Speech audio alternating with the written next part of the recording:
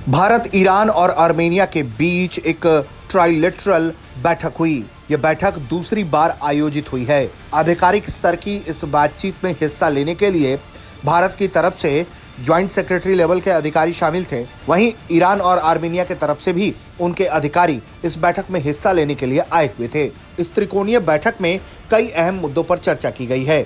सबसे पहले इसमें जो बातचीत अप्रैल 2023 में हुई थी उसको रिव्यू किया गया कि जो बातचीत थी उस पर कितना अमली जामा पहनाया गया है। वहीं तीनों पक्षों ने इस बात पर जोर दिया कि हम कैसे आने वाले दिनों में कनेक्टिविटी को मजबूत कर सकते हैं। इसके अलावा मल्टीलेटरल फोरा और रीजनल डेवलपमेंट में एक दूसरे के कैसे भागीदार बन सकते हैं।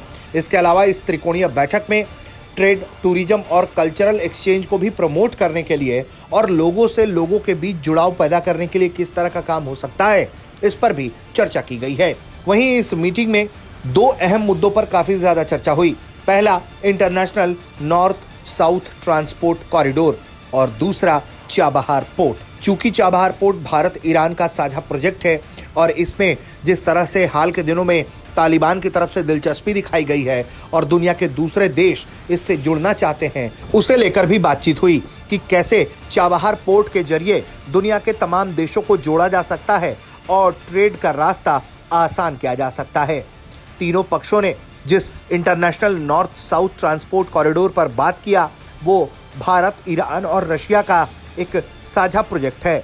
ये प्रोजेक्ट 7,200 किलोमीटर का है और इस प्रोजेक्ट के जरिए रोड, रेल और समुद्र का एक नेटवर्क बनाया जा रहा है जिसके जरिए कारोबार को सुगम बनाया जा सकेगा।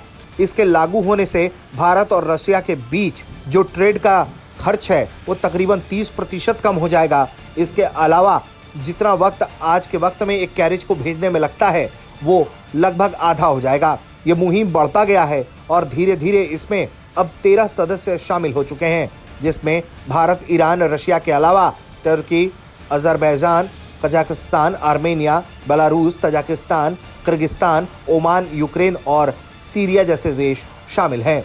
बुल्गारिया इसमें ऑब्जर्वर के तौर पर शामिल है। जाहिर तौर पर इस तरह के ट्रेड रूट्स को एक्सप्लोर करके भारत एक नई समीकरण दुनिया में खड़े कर सकता है जिसके जरिए ग्लोबल पॉलिटिक्स में प्रेशर पॉलिटिक्स को कम किया जा सकता है। भारत, ईरान और आर्मेनिया ने इस त्रिकोणीय बैठक में यह तय किया है कि आगे भी इस फॉर्मेट पर बातचीत जारी रहेगी और अगले राउंड की बैठक अब ईरान में होगी और इसके लिए वक्त और तारीख को तय किया जाएगा।